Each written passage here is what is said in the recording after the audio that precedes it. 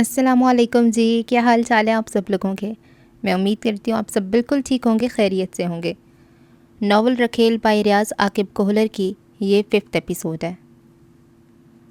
اب دادا ان رنگ برنگی محفلوں سے بھی بھاگنے لگا ہے۔ کبیر دادا کی نشست چھوڑتے ہی پاشا کاشف راجپوت کو مخاطب ہوا۔ یار کیوں اپنے استاد کے پیچھے پڑے ہو، بری طرح پٹو گے؟ کاشف نے دھیمے لہجے میں سرزنش کی۔ یقین مانو دادا، اس خوبصورت چڑیل نے کبیر دادا کو ضائع کر دینا ہے۔ پاشا کے لہجے میں تناوش کے لیے نفرت ابل رہی تھی۔ کاشف ہنسا۔ اتنی پیاری لڑکی کو چڑیل کہہ کر تم اپنی بدبختی پر مہر ثبت کر رہے ہو۔ پاشا نے منہ بنایا۔ بات شکل و صورت کی نہیں، کردار کی ہوتی ہے۔ یہ بھی خوب کہی۔ کیا برا اس کے کردار میں؟ لباس کو دیکھو، سر پہ اوڑا دوپٹہ دیکھو، حیا آلود آنکھیں دیکھو، اس سے بڑھ کر کیا کردار ہوگا؟ پوری محفل میں اس جیسی ایک بھی نظر آئی ہو تو بتاؤ۔ دادا آپ بھی کمال کرتے ہیں، اگر طوائف کے گھر تہجد گزار پیدا ہو جائے تو اس کا کاروبار تو ٹھپ ہو جائے گا نا۔ گویا تم کبیر دادا کو طوائف کہہ رہے ہو۔ ہم سب اسی زمرے میں آتے ہیں۔ پیار محبت اور عشق و معشوقی کی گنجائش اپنے کاروبار میں نہیں ہے۔ کاشف نے اسے سمجھانے کی کوشش کی۔ وہ شادی کرنے والا اکیلا نہیں ہے، اب تو ہم 2-3 ہی کنوارے رہ گئے ہیں۔ بات شادی کی نہیں ہے، کبیر دادا کے رویے کی ہے۔ ابھی یہاں بیٹھے ہوئے وہ اس مصیبت کے ساتھ میسج پہ بات کر رہا تھا۔ ایک میسج پڑھنے میں کامیاب رہا ہوں، وہ اسے گھر چلنے کا کہہ رہی تھی، کچھ انعام وغیرہ کے وعدے بھی کر رہی تھی۔ ایسے چونسلے صرف محبوب سے ہی کیے جاتے ہیں۔ میں تو تصور بھی نہیں کر سکتا تھا کہ وہ چھوکری کبیر دادا کو یوں انگلیوں پر نچانے لگ جائے گی۔ کچھ نہیں ہوتا یار، کاشف راجپوت نے اسے تسلی دیتا ہوا بولا۔ چند دن کی بات ہے، غریب کوئی خوبصورت اور پرکشش لڑکی سے لطف اندوز ہونے دو، ختم ہو جائے گی یہ محبت وغیرہ۔ کبیر دادا زیادہ دن کسی چھوکری سے نہیں بہلنے والا۔ پاشا تیکن سے بولا۔ غلط فہمی ہے آپ کی، یہ پہلی خوبصورت اور کماری لڑکی نہیں ہے جو کبیر دادا کی زندگی میں آئی ہو۔ پہلے بھی کئی آ چکی ہیں، مگر میں نے کبھی کبیر دادا کو یوں پاگل ہوتے نہیں دیکھا۔ دادا سچ کہوں تو مجھے دال میں ذرا بھی سفیدی نظر نہیں آ رہی۔ تم بس یوں ہی پریشان ہو رہے ہو۔ کبیر دادا کسی لڑکی کے لیے اپنا مقام اور عزت کمانے پر تیار نہیں ہو سکتا۔ عورت ذات کی اہمیت اس کے لیے ٹیشو پیپر سے بڑھ کر نہیں ہے، اور ٹیشو پیپر استعمال ہونے کے بعد اپنی اہمیت کھو دیا کرتا ہے۔ کاشف اس کی بات کو اتنی زیادہ اہمیت دینے کے لیے تیار نہیں تھا۔ کاش ایسا ہی ہو۔ پاشا حسرت بھرے لہجے میں بولا کہ وہ کبیر دادا سے بہت زیادہ محبت کرتا تھا۔ وہ اس کا آئیڈیل تھا اور اپنے آئیڈیل کو وہ کسی صورت برباد ہوتا نہیں دیکھ سکتا تھا۔ یار سچ کہوں تو یہ میرے اندازے سے کہیں زیادہ پرکشش اور جاذب نظر ہے۔ نوشاد افریدی اخلاق حسین کو مخاطب تھا۔ اخلاق حسین نے کہا، وہ خبیث ایسے تو پاگل نہیں ہو رہا؟ اب تو اس کے قتل کی ایک اور وجہ بھی مل گئی ہے۔ نوشاد افریدی زہریلے لہجے میں بولا۔ کیا تمہیں لگتا ہے مجھ سے آسانی سے ختم کر پائیں گے؟ ہمارے ساتھ صرف ایس پی ضمیر حسین ہی اس کی موت کے حق میں ہے۔ شہاب قصوری اب بھی اس کی بغل میں گھسا بیٹھا ہے۔ پاشا کے بارے میں کچھ کہنا ہی فضول ہے، اور کاشف راجپوت اس کا قریبی دوست ہے۔ 5 سربراہ اور بھی ہیں، ہم انہیں اپنے ساتھ ملا سکتے ہیں۔ کم از کم کبیر دادا کی سربراہی کے حق میں تو وہ بھی نہیں ہے۔ بس انہیں اس بات پر قائل کرنا ہے کہ وہ کبیر دادا کے خاتمے پر راضی ہو جائیں۔ نوشاد افریدی نے منصوبہ سامنے رکھا۔ یوں بھی بات کو جچتی نہیں ہے۔ ایک جانب اگر ہم 8 بھی ہو جائیں، ہمارے مخالف 4 تو موجود ہوں گے، اور اس طرح ہم انہیں ختم کرنے میں کامیاب ہو جائیں، تب بھی وہ ہمیں ناقابل تلافی نقصان پہنچا چکے ہوں گے۔ اخلاق حسین اس کے منصوبے کے ساتھ متفق نہیں تھا۔ یار ہم نے صرف اس خبیث کا خاتمہ کرنا ہے، اس کے بعد جھگڑا ختم کر دیں گے۔ نوشاد کے دماغ پر کبیر دادا کی موت سوار تھی۔ اخلاق حسین اندیشہ ظاہر کرتے ہوئے بولا، اگر وہ پہلے حملے میں بچ گیا تو اس کے ہاتھ ہمارے خلاف کارروائی کرنے کا جواز آ جائے گا۔ اب تو وہ شمشیر دادا کی وجہ سے جھجک رہا ہے، اور اتنا تو تم جانتے ہو وہ گینڈے کی طرح طاقتور اور لومڑ کی طرح پھرتیلا ہے۔ اس کے ساتھ کاشف راجپوت اور پاشا بھی بہت خطرناک ہیں۔ ہمارے گینگ میں ایسا کوئی نہیں جو ان میں سے کسی کے مقابل آ سکے۔ ایک فصیح الدین لڑائی بڑھائی جانتا ہے، مگر اتنا اچھا لڑاکا وہ بھی نہیں کہ کبیر دادا کے سامنے ٹھہر سکے۔ نوشاد افریدی پھیکی مسکراہٹ سے بولا، اس کا مطلب وہی شمشیر دادا کو بلانے والا فیصلہ ہی درست ہے۔ اس کے علاوہ چارہ بھی کوئی نہیں ہے۔ اخلاق حسین نے اس بات میں سر ہلایا۔ اسی وقت انہیں کبیر دادا اپنی جانب آتا دکھائی دیا۔ نوشاد افریدی نے کوہنی سے ٹہوکا دیتے ہوئے اسے کبیر دادا کی طرف متوجہ کیا۔ اخلاق حسین نے سنبھلتے ہوئے چہرے پر منافقانہ مسکراہٹ سجا لی۔ قریب آتی کبیر دادا نے کہا، شاہ جی بہت شکریہ، اب اجازت چاہوں گا۔ اتنا اچھا کھانا کھانے کے بعد نیند آنے لگی ہے۔ نیند آ رہی ہے یا ہماری بھابھی کی یاد ستا رہی ہے؟ اس کے کان سے منہ لگاتے ہوئے اخلاق حسین نے مزاحیہ انداز اپنایا۔ دونوں سمجھ لو، کبیر دادا اسی کے انداز میں بولا تھا۔ اخلاق حسین نے زبردستی کا کہکا ہونٹوں پہ سجاتے ہوئے رسمی لہجے میں کہا، تشریف آوری کا شکریہ، آپ کی وجہ سے ہماری روکھی پھیکی تقریب میں جان پڑ گئی ہے۔ کبیر دادا اسے مسافہ کر کے واپس مڑ گیا۔ اس نے نوشاد کے ساتھ مخاطب ہونے کی کوشش نہیں کی تھی۔ اخلاق حسین نے کبیر دادا کے پیچھے جاتی ہوئی تناوش کو ہوسناک نظروں سے گھورا۔ ایسی لڑکی کہاں کسی کو محفل موسیقی سے لطف اندوز ہونے دے سکتی ہے؟ نوشاد ہونٹوں پر زبان پھیرتا ہوا بولا، کیا معلوم چند دنوں تک اس خبیث کا دل بھر جائے اور اسے واپس بھیج دیں۔ اخلاق حسین نے ارادہ ظاہر کیا، چند دن کیا، میں چند ماہ بھی صبر کر سکتا ہوں، مگر ایسا لگتا نہیں ہے کہ یہ دیو اس پری کو چھوڑنے پر آمادہ ہو جائے گا۔ تو پھر شمشیر دادا والی تجویز پر عمل کرتے ہیں۔ اس خبیث کو 2-3 غلطیاں تو ہم نے ڈھونڈ ہی رکھی ہیں، جس کے پاس ہمارے گواہ بھی موجود ہیں۔ اس سے 1-2 غلطیاں اور کروا کر شمشیر دادا کی منت کر لیتے ہیں۔ امید ہے چند دنوں کے لیے وہ یہاں آنے کی زحمت گوارا کر لے گا۔ اخلاق بولا، یاد رہے یہ خبیث اس کا چہیتا شاگرد رہ چکا ہے۔ اس کی رکھیل کو دیکھتے ہی شمشیر دادا استادی شاگردی بھول جائے گا، اور جہاں تک میرا انداز ہے کبیر اس لڑکی کو شمشیر دادا کی جھولنی میں ڈالنے پر آمادہ نہیں ہوگا۔ اخلاق افسوس بھرے انداز میں سر ہلاتے ہوئے بولا، بات تو وہیں پھر پہنچی، کیا کہتے ہیں آسمان سے گرا کھجور میں اٹکا۔ اگر یہ بلبل شمشیر دادا کے ہتھے چڑھ گئی تو ہمیں کیا ملے گا؟ اس نے کون سا ہمیشہ پاس رکھنے، 1-2 دن میں چھوڑ دے گا، پھر ہماری باری۔ نوشاد نے اسے تسلی دیتے ہوئے کہا، اور یہ بھی تو سوچو نا، ہمارا مقصد تو اس لڑکی اور کبیر سے بدلہ لینا ہے نا۔ اگر شمشیر دادا نے اس کی جان بخشی کر بھی دی تب بھی کبیر دادا دوبارہ سر اٹھانے کے قابل نہیں رہے گا۔ بدلہ لینے والی بات اس لڑکی کو دیکھنے سے پہلے تک تھی، اب تو کم بخت پہ دل آ گیا۔ اخلاق حسین دل پر ہاتھ رکھتے ہوئے عاشقانہ انداز میں بولا۔ نوشاد کہکا لگا کر ہنس پڑا تھا۔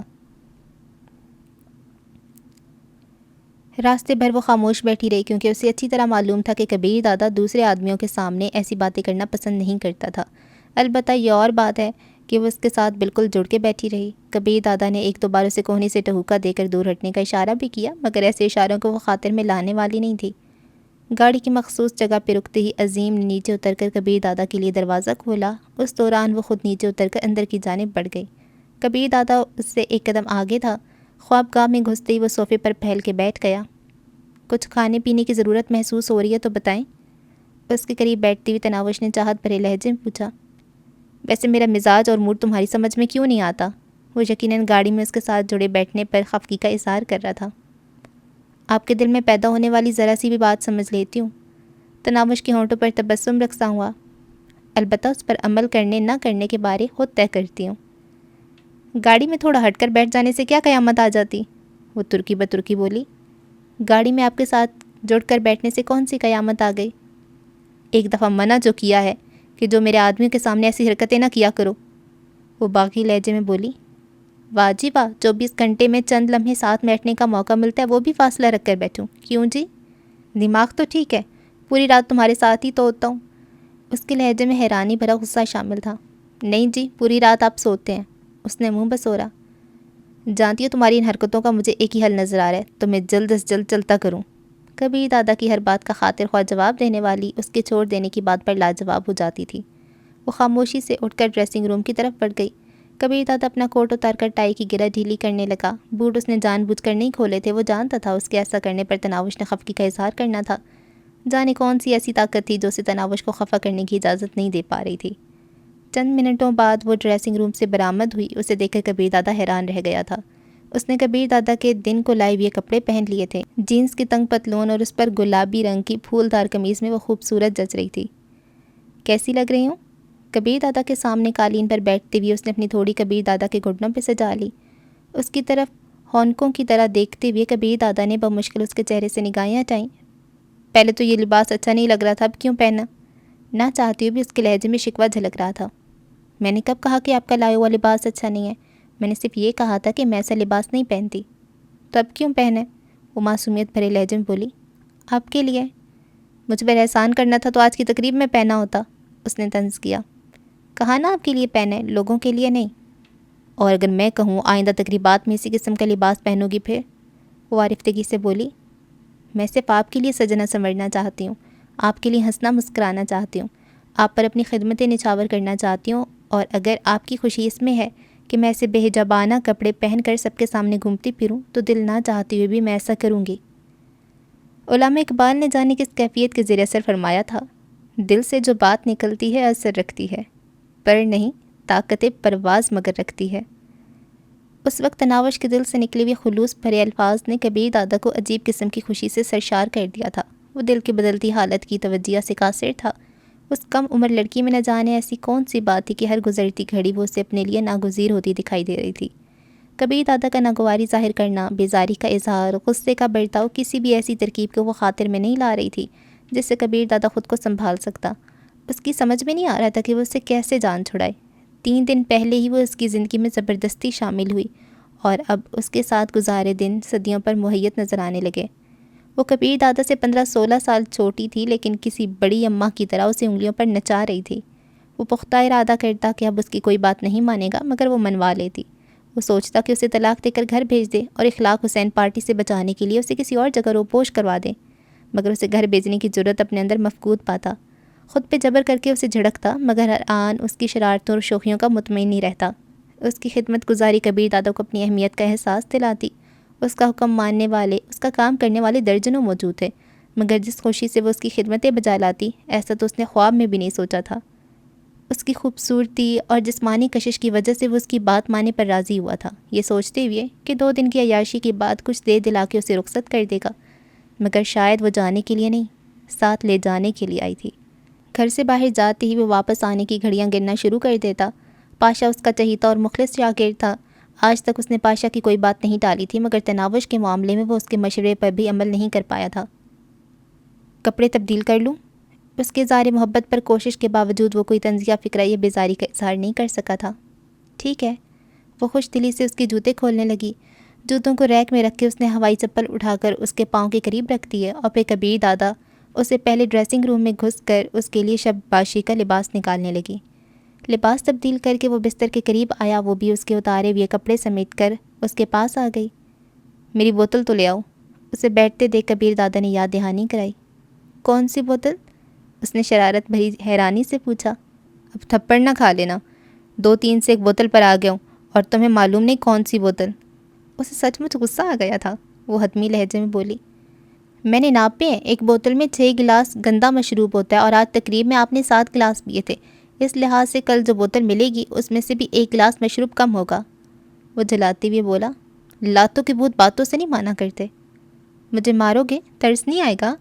معصومیت بھرے لہجے میں کہتے ہوئے اس نے کبیر دادا کے شانے پہ سر ٹکا دیا۔ تمہاری حرکتیں ترس کھانے دیتی ہیں؟ کوئی اچھا مشروب تو ہے نہیں کہ دھڑا دھڑ میدے میں انڈیلتے جائیں۔ تمہیں کس نے میرا مسئلہ بنایا ہے؟ جاؤ جو کہا ہے کرو۔ نکاح کے دوران قبول ہے کہنے کا مطلب ہوتا ہے کہ دوسرے کی ذمہ داریوں کو قبول کرنا، اور ذمہ داریوں میں پہلا درجہ ہی اپنے شریک حیات کی صحت اور ضرورت کا خیال رکھنا ہوتا ہے۔ کبیر دادا دھاڑا، بکواس بند کرو اور جو کہا ہے وہ کرو۔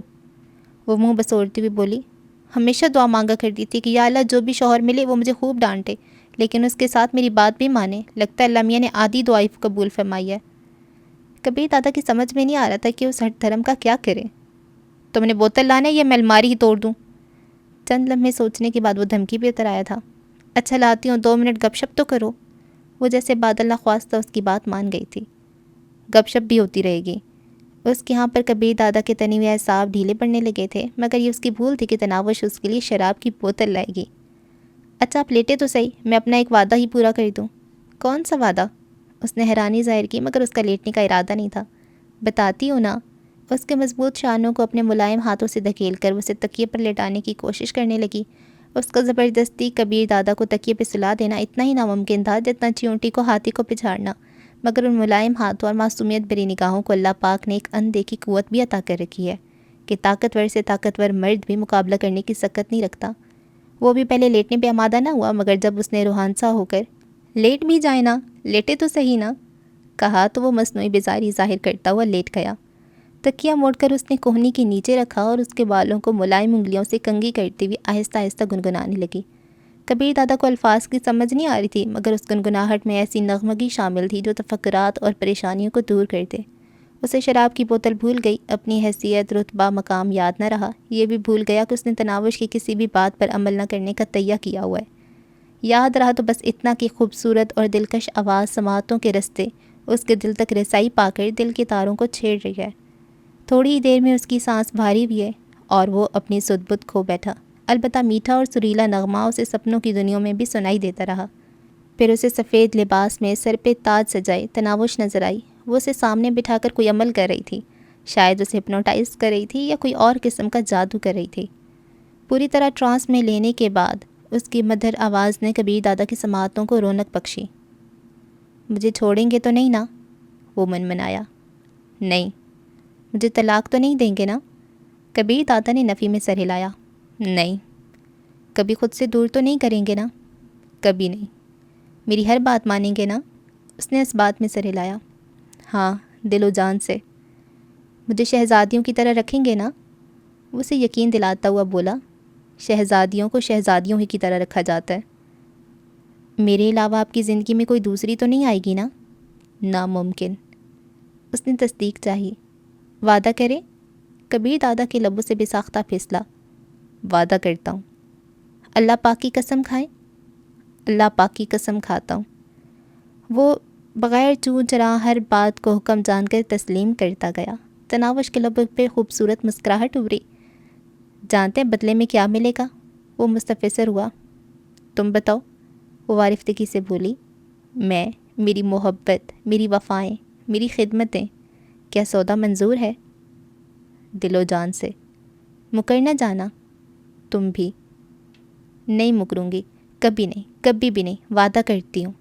سونے رب کی قسم کھاتی ہوں، ہمیشہ ساتھ رہوں گی، ساتھ رہوں گی، ساتھ رہوں گی۔ منظر دھندلایا اور تناوش دھیمے قدموں سے پیچھے ہٹنے لگی۔ کہاں جا رہی ہو؟ مت جاؤ، میرے قریب آؤ۔ اس نے تناوش کو روکنا چاہا مگر وہ مسکراتی ہوئی پیچھے ہٹتی رہی۔ اس نے جھپٹ کر اسے پکڑنا چاہا اور ایک دم اس کی آنکھ کھل گئی۔ خواب گاہ میں روشنی اسی طرح جل رہی تھی۔ وہ تکیے پر کوہنی ٹیکے میٹھے سروں میں گنگنا رہی تھی اور اس کی ملائم انگلیاں کبیر دادا کے بالوں میں سرسرا رہی تھیں۔ وہ وعدے کے مطابق اس کے ساتھ ہی تھی۔ کبیر دادا ابھی تک خواب کے زیر اثر تھا۔ اس نے تناوش کی طرف سر گھمایا۔ وہ خواب جتنی ہی پیاری اور منمونی لگ رہی تھی، بس سفید لباس اور سر پہ رکھے تاج کی کمی تھی۔ اس کا جی چاہ رہا تھا کہ وہ خواب ہی کی طرح اس کے عہد و پیما باندھے، اسی طرح دھونس جما کر وعدے قسمیں لے، مگر وہ اس کے احساسات سے بے خبر چاہت بھری مسکان ہونٹوں پہ سجائے ہولے ہولے گنگنا رہی تھی۔ شاید یہ سارے وعدے اور قسمیں وہ بغیر کہے پورا کرنے کا ارادہ رکھتی تھی۔ کبیر دادا زیادہ دیر اس کے ملی چہرے کا دیدار نہیں کر سکا۔ اس کے ہاتھ نے بیڈ سائڈ پہ لگا تیز روشنی کا بٹن بند کرتی ہوئی ہلکے نیلے رنگ کی روشنی جلا دی تھی۔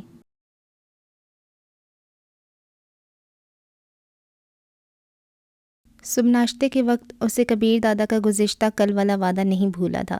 کبیر دادا نے ناشتے کا پہلا نوالہ اپنے ہاتھ سے کرانے کا وعدہ کیا تھا اور پھر ایک نوالے کا وعدہ کرنے والے نے بظاہر ناک منہ چڑھاتی ہوئی تناوش کو پورا ناشتہ اپنے ہاتھوں سے کرا دیا تھا۔ اس کے رخصت ہوتے وقت تناوش نے حسب عادت منہ ہی منہ میں کچھ بڑبڑا کر اس پر پھونکا۔ اس کے ساتھ ہی اس کی ٹائی کی گرہ درست کرتے ہوئے وہ دھیرے سے بولی، کس وقت لوٹیں گے؟ کبیر دادا نے اپنے دل میں جھانکا جو کہہ رہا تھا کہیں جانے کی ضرورت ہی کیا ہے، لیکن اس کے لبوں سے بالکل متضاد بات نکلی تھی۔ آج شاید کچھ دیر ہو جائے، کافی کام نپٹانے۔ 5-6 بجے تک آ جائیں گے نا؟ شاید اس سے بھی لیٹ آ جاؤں۔ اگر اجازت دیں تو میں امی جان سے ملاؤں، آپ کی آمد سے پہلے لوٹ آؤں گی۔ ٹھیک ہے، چلی جانا۔ کبیر دادا نے ایک لمحے سوچتے ہوئے اس بات میں سر ہلا دیا۔ آپ کس وقت لوٹیں گے تاکہ میں اس کے مطابق وہاں وقت گزار سکوں؟ کیوں، میری آمد کے وقت تمہاری گھر میں ہونا ضروری ہے؟ اس نے ناگواری ظاہر کی۔ ہاں، تھکا ہوا شوہر گھر آئے تو بیوی کو استقبال اور اس کی خدمت کے لیے گھر میں موجود ہونا چاہیے۔ بے ساختہ کبیر دادا کے لبوں سے پھسلا۔ کیا ساری بیویاں ایسی ہوتی ہیں؟ پتہ نہیں، تناوش نے نفی میں سر ہلایا، مگر محبت کرنے والی ایسی ہی ہوتی ہیں۔ اب جاؤں؟ کبیر دادا اور کچھ نہیں کہہ پایا تھا۔ وہ اداسی بھرے لہجے میں بولی، اس بات کا جواب بھی کبھی اس بات میں نہیں دے سکتی۔ بے وقوف۔ سر جھٹکتے ہوئے وہ دروازے کی طرف مڑا، مگر دروازے کے قریب رکتے ہوئے پیچھے مڑا جیسے کوئی بات یاد آ گئی ہو۔ کسی وقت عظیم کو ساتھ لے کر اپنے لیے شاپنگ کر لینا، کوئی ڈھنگ کا موبائل فون بھی خرید لینا۔ کل کچھ لڑکیاں تمہارا مذاق اڑانے کی کوشش کر رہی تھیں، مجھ تک بھی تمہارے لباس اور موبائل فون وغیرہ کی بات پہنچائی گئی۔ وہ شوخی سے بولی، جس دن آپ ساتھ لے کر جا کر شاپنگ کرائیں گے چلی جاؤں گی۔ صاف کہو شاپنگ نہیں کرنا چاہتی ہو۔ کبیر دادا نے منہ بناتے ہوئے کہا، میں نے کبھی اپنے لیے شاپنگ نہیں کی۔ تو میں نے کب کہا کہ شاپنگ پر جانے کے لیے مری جا رہی ہوں؟ تو نہ جاؤ۔ کبیر نے کندھے اچکاتے ہوئے باہر نکل گیا۔ گاڑی میں بیٹھتے ہوئے اس نے پختہ ارادہ کیا تھا کہ ڈرائنگ روم کے دروازے کی طرف نہیں دیکھے گا، مگر داخلی دروازے کے قریب پہنچتے ہوئے بے اختیار اس کی گردن پیچھے گھوم گئی۔ دروازے کی چوکھٹ سے ٹیک لگائے اس کی طرف متوجہ تھی۔ تناوش کے خلاف اس کی کوئی منصوبہ بندی کامیاب نہیں ہو پا رہی تھی۔ کچھ جو کرتا ہوں مگر اور ہی کچھ ہوتا ہے۔ کیا یہ سچ ہے کہ محبت میں یہی ہوتا ہے؟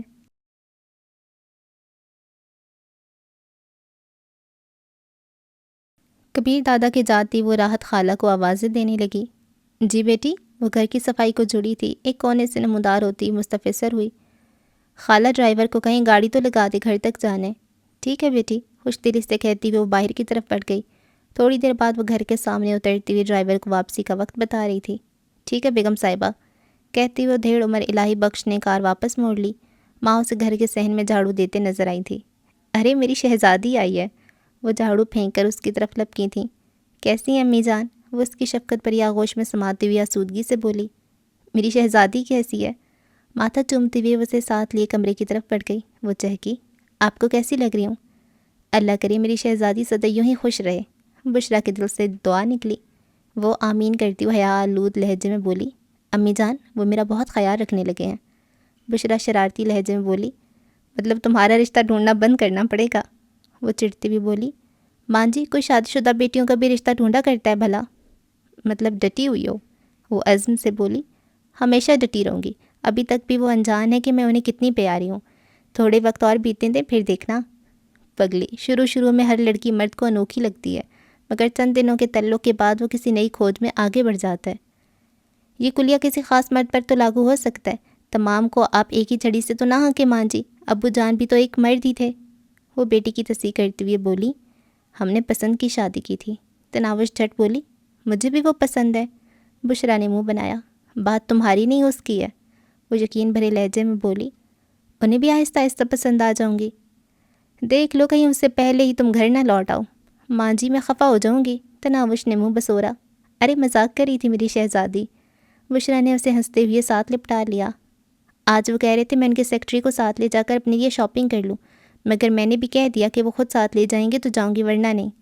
بشریٰ نے منہ بنایا، بھاڑ میں جائے ایسی محبت، ایک شاپنگ کے لیے ساتھ لے جا نہیں سکتا اور خواہ خیال رکھے گا۔ میں آپ سے بات ہی نہیں کرتی ماں جی۔ تناوش روٹنے کے انداز میں ماں سے دور ہو گئی اور بشریٰ ہنستی ہوئی بیٹی کو منانے لگی۔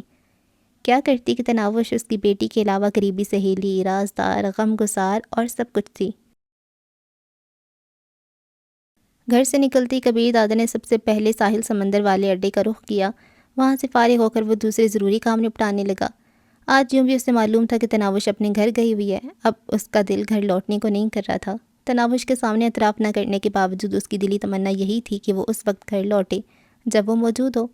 کار کی آواز سنتی وہ بھاگ کر باہر نکلے اور ڈرائنگ روم کے دروازے کی چوکھٹ سے لگ کر بےتابی سے اس کے قریب آنے کا انتظار کرے، اور قریب پہنچتی شکوہ کو نہ ہو کہ اتنی دیر کیوں لگا دی۔ جب وہ صوفے پر بیٹھ جائے تو قالین پر بیٹھ کے اس کے گھٹنوں پر ٹھوری ٹکا کے اس کی آنکھوں میں جھانکتی رہے۔ اچانک اسے خیال آیا کہ وہ کیا الٹا سیدھا سوچے جا رہا ہے۔ فوراً ہی سر جھٹک کے اس نے ان سوچوں کو دور کرنے کی کوشش کی، مگر وہ ایک ناکام کوشش تھی۔ اس کے بالکل عقب میں آنے والی جیپ میں امتیاز اپنے ساتھیوں کو مخاطب تھا۔ لگتا یہی ہے کہ آج مقناطیس گھر میں موجود نہیں ہے، ورنہ اب تک اس نے لوہے کو اپنی کشش سے گھسیٹ لیا ہوتا۔ بخش نے نہ سمجھنے کے انداز میں کہا، کیا اور فول بک رہے ہو؟ یہی کہ آج نمازن گھر میں نہیں ہے، ورنہ بے نمازی کب کا گھر پہنچ چکا ہوتا۔ بخش نے کہا، سوال یہ کہ تم اتنے وثوق سے کیسے کہہ سکتے ہو؟ امتیاز ہنسا، جواب یہ ہے کہ گھڑی پر نگاہ دوڑاؤ، سوئیاں تین کا ہنسا بور کر رہی ہیں اور کبیر دادا کے کام ہی ختم ہونے میں نہیں آ رہے۔ ڈرائیور نے لقمہ دیا، ایسا کوئی پہلی بار تو نہیں ہوا، کبیر دادا کی روزمرہ یہی ہے۔ امتیاز اطمینان بھرے لہجے میں بولا، ہے نہیں تھی، اب دادا نے شادی کر لی ہے۔ میں نہیں مانتا، بخش نے نفی میں سر ہلایا۔ شرط لگا لو، امتیاز نے اسے للکارا۔ شام کے کھانے میں 2 کلو مٹن کڑھائی۔ بخش نے اس کی دعوت قبول کرنے میں دیر نہیں لگائی۔ ٹھیک ہے۔ امتیاز بھی پیچھے ہٹنے پر تیار نہیں تھا۔ بخش نے کہا، اب پتہ کیسے کریں گے؟ ابھی ہو جاتا ہے۔ امتیاز موبائل فون نکال کر کسی کا نمبر ڈھونڈنے لگا۔ منٹ بھر بعد ہی مطلوبہ نمبر ڈھونڈ کر وہ رابطہ کر رہا تھا۔ الہی بخش میاں کیا حال ہے؟ یہ کہتی اس نے موبائل فون کا سپیکر آن کر دیا۔ ٹھیک ٹھاک ہوں امتیاز بھائی۔ ڈرائیور الہی بخش کی آواز وہ خوب پہچانتے تھے۔ کیا ہو رہا ہے؟ امتیاز نے تمہید کو طول دیا۔ کچھ نہیں، لیٹا ہوں اپنی چارپائی پر۔ اس نے محتاط لہجے میں پوچھا، بیگم صاحبہ نے کہیں جانا تھا کیا ابھی تک گھر میں ہے؟ الہی بخش جلدی سے بولا، نہیں وہ تو آپ لوگوں کے نکلتے ہی میکے چلی گئی تھیں، انہیں 5 بجے واپس لینے جانا ہے۔ امتیاز کے ہونٹوں پر بھرپور ہنسی نمودار ہوئی، مگر بظاہر وہ مایوسی بھرے لہجے میں بولا، اچھا پھر تمہارا کام نہیں ہو سکتا؟ الہی بخش نے پوچھا، ایسا بھی کیا کام آن پڑا امتیاز بہو؟ امتیاز فوراً بولا، رات کے کھانے کے لیے شالیمار ہوٹل سے 2 کلو مٹن کڑھائی بنوا کر لانا تھی۔ الہی بخش نے اسے اطمینان دلاتا ہوا بولا، کوئی مسئلہ نہیں ہے، بیگم صاحبہ کو گھر چھوڑ کر لے آؤں گا۔ بہت شکریہ الہی بخش۔ امتیاز نے الوداعی کلمات کہتے ہوئے رابطہ منقطع کر دیا۔ اس کے ساتھ ہی اس کے منہ سے بلند و بانگ کہکا برآمد ہوا۔ بخش خفیف ہوتا ہوا بولا، تمہیں پہلے سے معلوم ہوگا بغیرت آدمی۔ امتیاز نے صفائی پیش کرتے ہوئے کہا، صبح سے تمہارے ساتھ ہی ہوں۔ چلو کھا لو کڑھائی، مگر کبھی تو پھنسو گے پتر۔ بخش نے دانت پیسے۔ امتیاز نے دوبارہ کہکا بلند کرتے ہوئے پھر موبائل فون نکالا اور اکبی جیپ میں آنے والے باقر اور رخسار کو رات کے کھانے کی دعوت دینے لگا۔ اس کے ساتھ وہ بخش کے ہارنے کی بات بھی مرچ مثالیں لگا کر بیان کر رہا تھا۔ دادا آپ سے بات کرنا ہے۔ کال وصول کرنے کا بٹن دباتے ہی کبیر دادا کے کانوں میں پاشا کی لجاجت بھری آواز پڑی۔ کبیر دادا نے پوچھا، کہاں پر ہو؟ اپنے جوا خانے والے دفتر میں بیٹھا ہوں، آدھے گھنٹے تک آ رہا ہوں۔ یہ کہتی وہ ڈرائیور کو پاشا کے ہوٹل کی طرف جانے کا کہنے لگا۔ ٹھیک آدھے گھنٹے بعد وہ پاشا کے دفتر میں داخل ہو رہا تھا۔ اسے دیکھتی پاشا نے کھڑے ہو کر استقبال کیا اور اپنی کرسی چھوڑ دی۔ کبیر دادا کی موجودگی میں وہ کبھی بھی اپنی کرسی نہیں بیٹھتا تھا۔ کبیر دادا گھومنے والی کرسی پر بیٹھی ہی مستفسر ہوا، جی فرمائیں۔ وہاں وہ دونوں اکیلے ہی تھے۔ کبیر دادا کے محافظ اور عظیم وغیرہ باہر ہی رک گئے تھے۔ کھانے پینے کو کیا منگواؤں؟ پاشا نے خاصا سنجیدہ نظر آ رہا تھا۔ کافی کا بتا دو، اور میرے پاس زیادہ وقت نہیں ہے۔ یہ کہتی کبیر دادا نے گھڑی پہ نگاہ دوڑائی۔ انتقام اٹھا کر پاشا نے 2 پیالے کافی کے بتائے اور کبیر دادا کی طرف متوجہ ہوتا ہوا بولا، میرا خیال ہے اب آپ کو گھر جانے کی کچھ زیادہ ہی جلدی ہوتی ہے۔ بکواس نہ کرو، مطلب کی بات پر آؤ۔ کبیر دادا نے اسے جھڑکا۔ وہ اطمینان سے بولا، اسی بکواس کے لیے آپ کو زحمت دی ہے۔ کبیر دادا نے اسے ڈرایا، شاید کافی دنوں سے تمہیں تھپڑ نہیں پڑا۔ پاشا خوفزدہ ہوئے بغیر بولا، سچ کہا، آج ایک نہیں کافی تھپڑ کھانے کا ارادہ کیے بیٹھا ہوں۔ کبیر دادا بگڑ کر بولا، اگر سچ میں بکواس کرنا تو میں جا رہا ہوں۔ میں بہت پریشان ہوں دادا۔ پاشا بالکل سنجیدہ تھا۔ اچھا بکو، کیا پریشانی ہے؟ کبیر دادا نے گویا ہتھیار ڈال دیے تھے۔ وہ خوبصورت ڈائن آپ کو ضائع کر دے گی۔ کبیر دادا ایک دہشت، خوف اور ڈر کی علامت ہے۔ کبیر دادا آہنی ارادے، چٹانی حوصلے اور فولادی عزم کا نام ہے۔ کبیر دادا کی شخصیت، کردار اور صلاحیتوں کی ایک دنیا معترف ہے۔ آپ ایک چھوکری کے پیچھے اسے بدنام نہ کریں۔ یقین مانیں اپنے دکھی ہیں اور پرائے ہنس رہے ہیں، دفع کریں، اسے ٹھوکر لگا کر اپنی زندگی سے دور پھینکیں۔ کبیر دادا کے چہرے پر پھیکی مسکراہٹ نمودار ہوئی۔ بکواس سچی کر لیتے مگر بے مقصد۔ جب آنکھوں پہ کسی دل ربا کے نوخیز حسن کی پٹی بندی ہو تو ہمدردوں کی نصیحتیں بکواس ہی لگتی ہیں۔ میرا خیال ہے شادی کرنے والا میں پہلا گینگسٹر نہیں ہوں۔ بالکل صحیح، اور میرا اعتراض آپ کی شادی کرنے پر بالکل بھی نہیں ہے۔ شادی دوسرے گینگسٹرز نے بھی کی ہے اور تھوڑی بہت روایتی محبت ان میں بھی موجود ہوگی، مگر ان میں سے ایک بھی ایسا نہیں جس نے پاؤں کی جوتی کو سر کا تاج بنا لیا ہو۔ الزام پہ الزام دھرے جا رہے ہو بغیرت آدمی۔ کبیر دادا نے اسے ڈانٹ کر خاموش کرنا چاہا۔ اسی وقت ایک ملازم اجازت مانگ کر اندر داخل ہوا۔ ان کے سامنے کافی کے بھرے مگ رکھ کر سر جھکائے باہر نکل گیا۔ پاشا کافی کا ہلکا سا گھونٹ لیتا ہوا بولا، یہ سچ ہے کبیر دادا، کل رات تقریب میں میری نظر آپ دونوں پر ہی تھی۔ اس توغلی ڈائن نے آپ کو اپنی بناوٹی محبت کا یقین دلانے کے لیے ایک لمحے کے لیے بھی آپ پر سے نظریں نہیں ہٹائیں۔ یقیناً اسے کسی نے خوب پڑھا لکھا کے آپ کے پاس بھیجا اور آپ ہی گاہے گاہے نظریں چرا کر اس کی دید سے آنکھیں ٹھنڈی کر رہے تھے، اور پھر محفل موسیقی میں جو محبت بھرے پیغام لکھے جا رہے تھے، ایسا تو ہائی اسکول کے طلباء ہی کر سکتے ہیں۔ اور معاف کرنا، اس چڑیل کے ساتھ تو چلے یہ جچتا بھی ہے، میرے خیال میں فرسٹ ایئر یا سیکنڈ ایئر کی طالبہ ہے۔ آپ خود کو دیکھیں کہ اتنے اونچے مقام سے نیچے اترنا آپ کو روا تھا؟ کبیر دادا صاف گوئی سے بولا، کوئی محبت بھری گفتگو نہیں تھی یار، اس نے مجھے گھر چلنے کا لکھا اور میں نے اسے ڈانٹ دیا۔ ایک چھوکری کی اتنی ہمت کہ وہ کبیر دادا کو محفل چھوڑ کر گھر چلنے کا کہے، اور ایک بار بھی نہیں بار بار پیغام بھیجے۔ درجن بھر پیغامات کی گھنٹیاں تو میں نے گنی تھیں۔ یقیناً آپ کی طرف سے ڈھیل تھی، ورنہ وہ ایسی حرکت نہ کرتی۔ اور ایک تو میسج پڑھنے کا تو مجھے اتفاق ہوا تھا، وہ کوئی ناچنے گانے کی بکواس کر رہی تھی اور وہ اپنی مسکراہٹ نہیں روک پا رہے تھے۔ کبیر دادا چڑھ کر بولا، بے وقوف آدمی، وہ کم عمر لڑکی ہے، نادانی میں ایسی حرکتیں کر گزرتی ہے، اب کیا اس کی پٹائی شروع کر دوں؟ کم عمر نادان لڑکی نہیں، پوری 420 ہے۔ اگر آپ کو تکنی کا ناچ نہ نچایا تو مجھے پاشا نہیں کھوتا کہنا۔ پیٹھ پیچھے تو اب بھی یہی کہتا ہوں یار، کبیر دادا نے کہکا لگایا۔ پھر سامنے بھی کہنا، بلکہ میں اپنا نام ہی یہی رکھ لوں گا۔ بہرام میری جان، بے وقوفوں کی سی بات نہ کرو، یہ پریشانی اور الجھنیں اپنے دل و دماغ سے نکال دو۔ مجھے نہ تو اس لڑکی سے محبت ہے اور نہ میں اپنے مقام اور جگہ ہی سے ناواقف ہوں۔ کبیر دادا نے اصل نام سے پکارا۔ مجھے ثبوت درکار ہے۔ پاشا کو تسلی نہیں ہوئی تھی۔ کیا ثبوت چاہیے؟ کبیر دادا کے لہجے میں حیرانی تھی۔ شاہب قصوری، اخلاق حسین، نوشاد افریدی اور وہ سالہ ایس پی وغیرہ ہر دوسرے دن نئی لڑکیوں کے ساتھ رات گزارتے ہیں اور ان کی یہ بغیرتیاں ان کی بیویوں سے بالکل بھی چھپی ہوئی نہیں ہیں۔ پاشا سانس لینے کے لیے رکا مگر کبیر دادا سے صبر نہیں ہوا تھا، بے ساختہ اس کے ہونٹوں سے پھسلا۔ تو پاشا اطمینان سے بولا، تو یہ کہہ کر آپ اپنی روزمرہ پر آ جائیں اور ہر دوسرے دن آپ کی خواب گاہ میں نئی لڑکی ہونی چاہیے، بالکل اسی طرح جیسے شادی سے پہلے کیا کرتے تھے۔ کبیر دادا نے منہ بنایا، میری شادی کو عرصہ ہی کتنا ہوا ہے؟ 3 راتیں اس ٹائن کے ساتھ گزار لیں، اتنا کافی ہے۔ کبیر دادا نے افسوس بھرے انداز میں دائیں بائیں سر ہلاتے ہوئے کہا، کسی اور لڑکی کے ساتھ رات گزارنے سے کیا ہوگا؟ پاشا جھٹ بولا، مجھے یقین آ جائے گا کہ آپ اس فراڈن کو اتنی اہمیت نہیں دے رہے اور میرے اندیشے غلط ہیں۔ ٹھیک ہے، کبیر دادا نے اس بات میں سر ہلاتے ہوئے جان چھڑائی، جیسی میرے معیار کی کوئی لڑکی نظر آئی تمہاری یہ تمنا بھی پوری کر دوں گا۔ وعدہ؟ پاشا کے ہونٹوں پر میں نے خیز مسکراہٹ نمودار ہوئی۔ ایک بار کہہ تو دیا ہے، کبیر دادا جلاتے ہوئے بولا، اگر تمہاری نصیحتیں اختتام پذیر ہو گئی ہوں تو میں واپس چلا جاؤں۔ 1 منٹ، وہ جیب سے موبائل فون نکالتے ہوئے کسی کو گھنٹی کرنے لگا۔ پہلی گھنٹی پر کال وصول کر لی گئی تھی، شاید جسے کال کی گئی تھی وہ اسی کال کا منتظر تھا۔ پاشا نے مختصراً آ جاؤ کہتے ہوئے رابطہ منقطع کر دیا۔ کون ہے؟ کبیر دادا نے حیرانی سے پوچھا مگر پاشا کے جواب دینے سے پہلے دروازے کو دھکیلتے کوئی اندر داخل ہوا۔ آنے والی شخصیت کو دیکھتے ہی کبیر دادا نے گہرا سانس لینے پہ مجبور ہو گیا تھا۔ اس کا اصل نام تو کبیر دادا کو معلوم نہیں تھا اور نہ اس نے کبھی جاننے کی کوشش ہی کی تھی، البتہ وہ نکی کے نام سے مشہور تھی۔ شاید اس کا اصل نام نگینہ، نگین، نگہت یا نغمہ وغیرہ تھا۔ چند دن کبیر دادا کی منظور نظر بھی رہ چکی تھی۔ کبیر دادا ہی کی وساطت سے اسے ماڈلنگ کے شعبے میں کافی آگے تک جانے کا موقع ملا تھا اور آج کل وہ چوٹی کی ماڈل تھی۔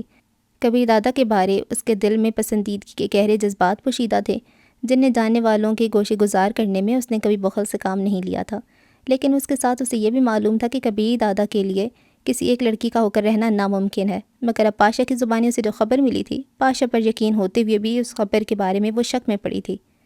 نگی تم؟ کبیر دادا نے گفتگو کی ابتدا کی۔ شکر آپ کو میرا نام تو یاد ہے۔ پاشا سے مسافرہ کرتی ہوئے وہ کبیر دادا کے قریب پہنچی اور اس کے بڑے ہوئے ہاتھ کو نظر انداز کرتی ہوئے اس کے گلے میں باہیں ڈال کر بے باکی سے اسے چومنے لگی۔ اسے نرمی سے دور کرتے ہوئے کبیر دادا نے پوچھا، کیسی ہو؟ جانے کیوں اسے نگی کی قربت اچھی نہیں لگی تھی۔ ایک دم تناوش کا خوشبودار اور ملائم وجود اس کی آنکھوں کے سامنے لہرایا، اسے یوں لگا جیسے وہ اسے دیکھ رہی ہو۔ نگی اچک کر میز کے کونے پر بیٹھتے ہوئے بولی، بالکل ٹھیک۔ میرا خیال ہے نگی کی آمد کی وضاحت کرنا ضروری نہیں ہے۔ پاشا نے زبان کھولی۔ پاشا میرے پاس ان چونچلوں کے لیے وقت نہیں ہے۔ کبیر دادا ایک دم بیزار ہو گیا تھا۔ دادا یہ وہی نگی ہے جسے چھونے کی پاداش میں 3 تھپڑ چہرے پر اور ایک بھرپور لات میری تشریف پہ لگی تھی۔ قسم سے اس دن کے بعد آج تک اسے مسافے کے علاوہ نہیں چھو پایا۔ سچ کہہ رہا ہے یہ جھوٹا، نکی نے بھرپور کہہ کر لگاتے ہوئے پاشا کی تائید کی تھی۔ پاشا تھوڑی دیر پہلے میں نے کیا کہا تھا؟ یہی کہ جیسے آپ کی معیار کی کوئی لڑکی نظر آئی آپ میری یہ تمنا بھی پوری کر دیں گے۔ تو بس ٹھیک ہے، کبیر دادا نے کندھے اچکائے۔ اے ہائے، اب ہم آپ کے معیار سے بھی گر چکے ہیں۔ نکی بے باکی سے اسے گھورتی ہوئے بازاری لہجے میں بولی۔ دادا ہاں یا نہ میں جواب دیں، نکی سستی لڑکی نہیں ہے، بڑے بڑے نامی گرامی لوگ اس کے لیے ترستے ہیں، یہ تو بس آپ کی محبت میں دوڑی چلی آئی ہے۔ آج کل یہ جھوٹا سچ بولنے پہ تلا ہوا ہے۔ نکی ایک دم سنجیدہ ہو گئی تھی۔ کبیر دادا بے بسی سے بولا، تو یوں تمہیں چین آ جائے گا؟ ہاں، پاشا نے بھرپور انداز میں سر ہلایا۔ کبیر دادا نے بیزاری بھرے لہجے میں کہا، تو اس قسم کے اور کتنے ثبوت دینا پڑیں گے؟ پاشا نے عزم ظاہر کیا۔ ہر دوسرے تیسرے دن ایک جل پری آپ کی خوابگاہ کی زینت بناؤں گا، یہاں تک کہ وہ ڈائن خود ہی کہیں دور دفع ہو جائے۔ کھوتے وہ تیری استاد کی بیوی ہے۔ میں نہیں مانتا، پاشا نے نفی میں سر ہلایا۔ ہے آپ کی بیوی؟ نگی نے چیختے ہوئے پریشانی کا اظہار کیا۔ کبیر دادا نے اس کی بات پر توجہ نہیں دی تھی۔ کیا نہیں مانتے؟ مجھے استاد یا اسے میری بیوی؟ کیا میری زندگی میں یہ ممکن ہے کہ میں آپ کو استاد نہ ماننے کے بارے میں سوچ بھی سکوں؟ کبیر دادا سنجیدگی سے بولا، دوبارہ اسے غلط نام سے نہ پکارنا، وہ جیسی بھی ہے مگر عزت دار خاندان سے تعلق رکھتی ہے اور باکردار لڑکی ہے۔ ٹھیک ہے، بھابھی کہہ دیا کروں گا، پاشا نے منہ بنایا۔ رات 9 بجے میری کوٹھی پر آ جانا، نگی کو کہتی کبیر دادا نے بات چیت ختم ہونے کا اعلان کیا اور اٹھ کر باہر کی طرف چل پڑا۔ نگی اور پاشا کے چہرے خوشی سے کھل گئے تھے۔ نگی کو وہیں بیٹھنے کا اشارہ کر کے پاشا کبیر دادا کو رخصت کرنے باہر نکل گیا۔ یار، میں نے تو سوچا تمہاری جھوٹ کی عادت اب تک نہیں گئی، مگر یہاں تو سچ مچ انقلاب آ گیا۔ اس ضدی ہٹ درم اور اکھڑ نے شادی کر لی، وہ بھی کسی لڑکی سے۔ پاشا کے واپس آتے ہی نگی شروع ہو گئی تھی۔ وہ اس سے کافی بے تکلف تھی، البتہ پاشا کی یہ بات بالکل ٹھیک تھی کہ وہ کبھی ہاتھ ملانے سے زیادہ نگی کے قریب نہیں گیا تھا۔ پاشا جھلاتے ہوئے بولا، تو لڑکیوں ہی سے شادی کی جاتی ہے، احمق لڑکی۔ نہیں، میرا مطلب ہے میری سمجھ میں کچھ نہیں آ رہا کہ کبیر دادا کی اس حرکت کے بعد کیا کہوں، کیا کروں اور کہاں جاؤں۔ وہ بدحواس سی لگ رہی تھی۔ کہیں جانے اور کچھ کرنے کا تو پتہ نہیں، البتہ تمہارے پاس خودکشی کرنے کا اچھا موقع ہے۔ اس طرح کم از کم دادا کو یہ یقین آ جائے گا کہ اس خوبصورت ڈائن بھابھی کے علاوہ بھی اسے کوئی چاہتا ہے۔ پاشا نے خلوص بھرے انداز میں مشورہ دیا۔ کیسی ہے وہ، میرا مطلب شکل و صورت کے لحاظ سے؟ نکی کی حیرانی اب تک برقرار تھی۔ اس نے خودکشی والے مشورے پر جوابی وار سے اعتراض برتا تھا۔ پوری کی پوری ڈائن، اوہ سوری۔ ایک دم اسے کبیر دادا کا حکم یاد آیا اور اس نے زبان دانتوں میں داب لی۔ میرا مطلب بھابھی کو دیکھتے ہی آپ کے دل سے یہ پھانس نکل جائے گی کہ کبیر دادا نے کیوں شادی کی ہے۔ مجھ سے بھی خوبصورت ہے۔ نکی کے لہجے میں چھلکتا اپنی خوبصورتی کا زوم واضح تھا۔ پاشا صاحب کوئی سے بولا، اگر تمہیں کوئی لڑکی خود سے زیادہ خوبصورت لگتی ہے تو وہ اس سے بھی خوبصورت ہوگی۔ میں تو الیگزینڈرا ڈار، شائلن ویڈلے، کیٹرینا کیف، کرینہ کپور، ماہرہ خان اور کبرا خانم کی شکلوں کو بھی خود سے بہتر تو کیا اپنے جیسا نہیں سمجھتی۔ اس نے تینوں فلم انڈسٹریز کی خوبصورت لڑکیوں کو بے جھجک مسترد کر دیا تھا۔ فکر نہ کرو، میری ڈائن بھابھی کو دیکھ کر تمہاری خود سے خوبصورت لڑکی کو دیکھنے کی حسرت تو کم از کم ضرور پوری ہو جائے گی۔ تو پھر میری دال وہاں کیا گلے گی؟ نکی روحان سی ہو گئی۔ پاشا نے ماتھے پہ ہاتھ مارا۔ تمہیں دال گلانے کون بھیج رہے؟ بے وقوف، کسی کی پکی ہوئی ہنڈیاں الٹانی ہیں۔ وہ خفت بھرے لہجے میں بولی۔ میں نے سوچا شاید تم مجھے کبیر دادا کو پھانسنے کا موقع دے رہے ہو۔ یہ کام اس وقت کرنا جب کبیر دادا تم پہ فریفتہ ہوا تھا۔ خاک فریفتہ ہوا تھا، اکھڑ بد مزاج، بد اپنی عیاشیوں کے چکر میں تھا، اور مجھے یقین ہے اب بھی وہی سلسلہ ہے۔ تمہارے اندیشے بے جا ہیں۔ کاش ایسا ہی ہو، مگر حقیقت اس کے برعکس ہے، اور یقین مانو کہ مجھے تمہاری کامیابی میں شبہ محسوس ہو رہا ہے۔ اب اتنی بھی گئی گزری نہیں ہوں۔ نکی کی نسوانی اناج جاگ گئی تھی۔ یوں بھی اس کی خوبصورتی کسی تعریف کی محتاج نہیں تھی، لیکن پاشا کے دماغ میں پلنے والے اندیشوں سے وہ ناواقف تھی۔ خیر، آج تم نے کبیر دادا کو پوری رات مصروف رکھنا ہے، اور میرا مطلب ہے بھابھی کو کمرے کے قریب ہی پھٹکنے نہیں دینا۔ کل پرسوں اگر تم کبیر دادا کو سنبھالنے میں کامیاب رہو تو خوش آمدید، ورنہ مجھے کسی اور جل پری کا بندوبست کرنا پڑے گا۔ ویسے مزاج کی کیسی ہے؟ پاشا صاحب کوئی سے بولا۔ بالکل گھریلو، سادہ، معصوم اور بھولی بھالی۔ کیا؟ نگی چیخ پڑی۔ تھوڑی دیر پہلے تو ڈائن، چڑیل اور جانے کیا کیا کہہ رہے تھے۔ فکر نہ کرو، ہمارے ہاں ڈائن بلا اور چڑیل بد کردار نہیں، با کردار، ایماندار اور خاندانی لڑکیوں کو کہتے ہیں۔ ٹھیک ہے، اب کچھ طے کر لیتے ہیں۔ سیٹ مسکین کی طرف میرے 20 لاکھ بقایا ہیں، صبح تک سونے نہیں دیا تھا خبیث نے، اور اب میری کال ہی وصول نہیں کرا۔ پاشا ہنسا۔ کب کی بات ہے؟ 2 ہفتے سے اوپر ہو گیا۔ اور کچھ؟ پاشا مستفسر ہوا۔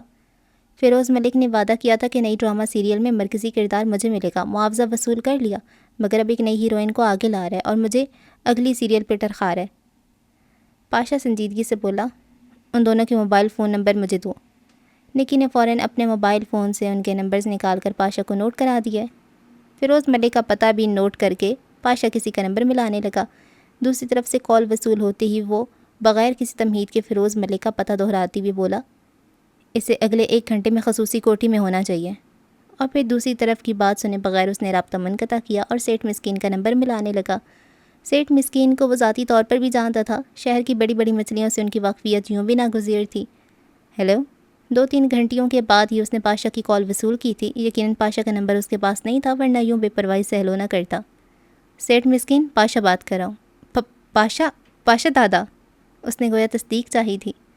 یادداشت تو کافی اچھی ہے سیٹ، ورنہ پچھلے 2-3 ماہ سے کسی تقریب وغیرہ میں ملاقات نہیں ہو پائی۔ وہ جلدی سے بولا۔ جی، ویسے کیسے یاد کیا خادم کو؟ کچھ نہیں، بس یوں ہی آج نگی سے ملاقات ہوئی، تمہیں یاد کر رہی تھی، میں نے سوچا ہیلو ہائی کر لیں۔ سیٹ مسکین کی اکلاتی ہوئی آواز آئی۔ نگی؟ ہاں، ویسے بہت اچھی لڑکی ہے۔ آج ہی میں اپنے سیکرٹری کو کہہ رہا تھا کہ اس کے اکاؤنٹ میں 20 لاکھ جمع کرا دے، اس سے ادھار لیے تھے۔ بے وقوف کو بھول ہی گیا ہے، وہ غریب انتظار کرتی رہی ہوگی۔ خیر، اسے بتا دینا، کل ضرور اسے اپنے پیسے مل جائیں گے۔ پاشا ہنسا۔ چلو، آپ کا پیغام پہنچا دیتا ہوں۔ اگر کل صبح 10-11 بجے اس کے اکاؤنٹ میں مطلوبہ رقم نہ جمع ہوئی تو پرسوں سیٹ مسکین دگنی رقم جمع کرا دے گا، اور اسی طرح ہر گزرتے دن کے ساتھ رقم دگنی کرتا جائے گا۔ سیٹ مسکین ہے ہی اتنا اچھا آدمی۔ جی۔ سیٹ مسکین نے ہکلاتے ہوئے جی کی گردان شروع کر دی، اور پاشا مزید کچھ کہے بنا رابطہ منقطع کرتے ہوئے سامنے بیٹھی نکی کو مخاطب ہوا۔ سن تو لیا ہوگا؟ ہاں، نکی نے اطمینان بھرے انداز میں سر ہلایا۔ دوسرے کام سے بھی بے فکر ہو جاؤ، تمہاری رات کبیر دادا کے پاس جانے سے پہلے خوشخبری مل جائے گی، لیکن مجھے خوش کرنا اب تمہاری ذمہ داری ہے۔ کبیر دادا کو پھنسانا ضرور مشکل تھا، کسی دوسری لڑکی کا پتہ کاٹنا اتنا مشکل نہیں ہوتا. فکر ہی نہ کرو کبیر دادا، اسے ایسے دور بھاگے گی جیسے تم ایمانداروں سے بھاگتے ہو. اور پاشا اطمینان بھرے انداز میں گردن ہلانے لگا.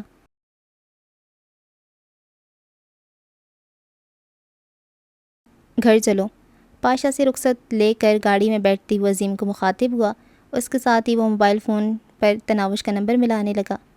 السلام علیکم. گھنٹی وصول کرتی اس کی چہکتی کھنکتی سریلی آواز نے کبیر دادا کے کانوں میں رس گھولا. ایسا کرو، آج امی کے گھر ہی رہ جاؤ، میں کہیں مصروف ہوں.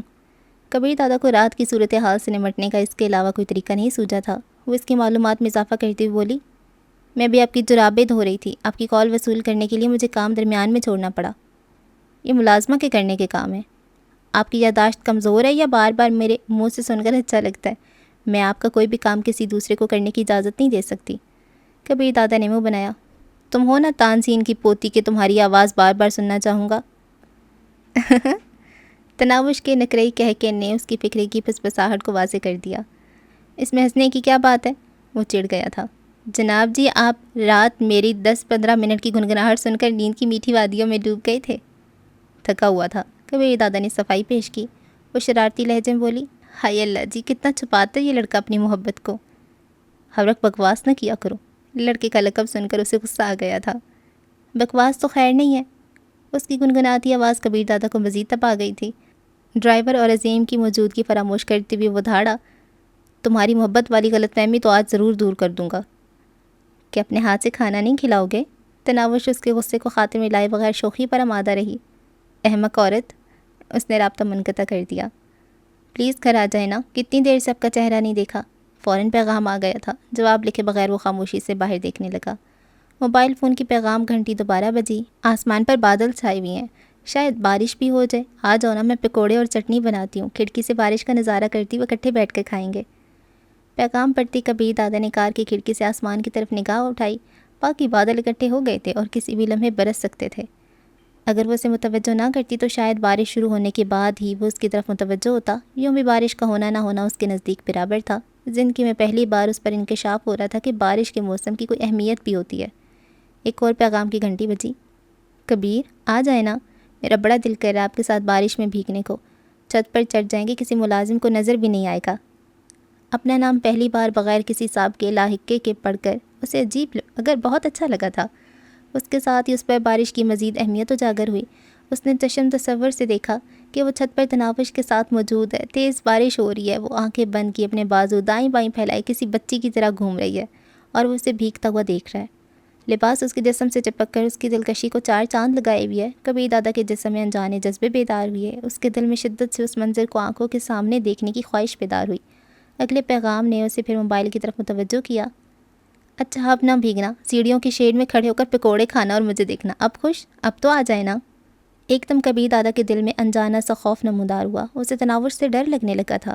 وہ شاید جادوگرنی تھی جو میسج پر چند الفاظ لکھ کر اس کے دل و دماغ کو اپنی مٹھی میں جکڑ رہی تھی. وہ کھڑکی کے سامنے کھڑے ہو کر چٹنی پکوڑے کھانے کا ذکر کرتی اور اس کے منہ میں خستہ خستہ لذیذ پکوڑوں کا ذائقہ پھیل جاتا. وہ چھت پر بھیگنے کا ذکر کرتی اور کبیر دادا تصور کی آنکھ سے اسے برستی بارش گھومتا ہوا دیکھنے لگتا. اس کے دماغ میں پاشا کی آواز گونجنے لگی. وہ خوبصورت ڈائن آپ کو ضائع کر دے گی. اس کی اتنی ہمت کہ کبیر دادا کو گھر جانے کا مشورہ دے. آپ ایک جھوکری کے پیچھے خود کو بدنام نہ کریں. یقین مانیں اپنے دکھی ہیں اور پرائے ہنس رہے ہیں. وہ آپ کو انگلیوں پر نچائے گی. کم عمر نادان لڑکی نہیں، پوری 420 ہے. دفع کر اسے ٹھوکر لگا کر اپنی زندگی سے دور پھینکیں. کیا واقعی پاشا ٹھیک کہہ رہا ہے؟ کیا مجھے اسے جان چھڑانے کی کوشش کرنا چاہیے؟ بادل زور سے گرجا اور بارش شروع ہو گئی. وہ اپنی کوٹھی کے قریب پہنچ گئے تھے. گھر نہیں جانا، آگے گزرتے جاؤ. ڈرائیور کو کار آہستہ کرتی دیکھ کر بے اختیار اس کے ہونٹوں سے پھسلا. کہاں جانا ہے دادا؟ عظیم کے لہجے میں حیرانی تھی. اس نے الجھتے ہوئے کہا، کہیں بھی. کیا؟ عظیم کی سمجھ میں اس کی بات نہیں آئی. وہ سنبھل کر بولا، ایس پی ضمیر حسین کی طرف چلو. جی دادا. عظیم نے اوپر نیچے سر ہلایا. کبیر دادا نے سیٹ سے ٹیک لگا کر آنکھیں بند کر لیں. بارش کی رفتار تیز ہو گئی تھی. بار بار بجنے والے پیغامات کی گھنٹیوں کو اس نے نظر انداز کر دیا تھا. اچانک کال آنے لگی. اس نے آنکھیں کھولتی موبائل فون کی اسکرین کو دیکھا. وہ تناوش کی کال تھی. رابطہ کاٹنے والا بٹن دبا کر وہ کھڑکی سے باہر جھانکنے لگا. بارش کے قطرے ایک تسلسل سے گر رہے تھے. موتیوں کے مشابہ قطرے نہ جانے کیوں اتنے بھلے لگ رہے تھے. پہلے سے بارش کبھی اتنی اچھی نہیں لگی تھی. سڑک کے دائیں بائیں مکانات کا سلسلہ شروع ہو گیا تھا۔ کچھ گھروں کی چھت پہ رنگ برنگے آنچل لہراتے نظر آ رہے تھے۔ تصور کی آنکھ سے وہ تناوش کے پاس پہنچ گیا۔